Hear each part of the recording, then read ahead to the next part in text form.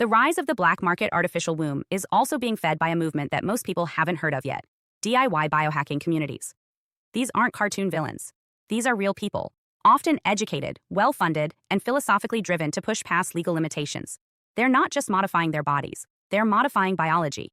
They believe that reproduction should be open source, that creating life should be decentralized. Some of them have built homemade CRISPR kits, others are experimenting with synthetic embryo construction in home labs, and some are working on womb pod prototypes using repurposed NICU tech, nutrient infusion bags, and open-source fetal growth algorithms. You think it sounds insane until you realize it's already been done with mice. These biohackers aren't always malicious.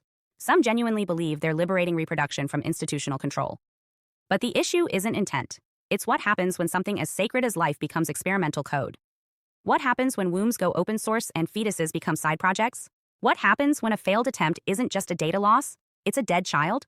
The rise of underground artificial wombs isn't a hypothetical, it's a response to the inevitable corporatization of birth.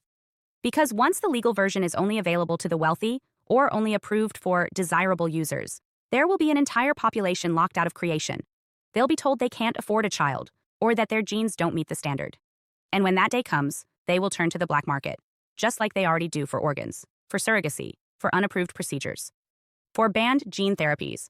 This isn't new. This is the next phase of what's already broken. Let's take it one step further. If artificial wombs go mainstream, governments will want control. That means licenses to reproduce, AI-scored evaluations of parental fitness, genetic screening to ensure no disease, no disorders, no undesirable traits. That's not science fiction.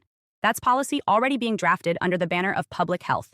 And once that's in place, natural reproduction becomes a risk. Unauthorized pregnancy becomes criminalized. And unauthorized use of a pod? That becomes rebellion.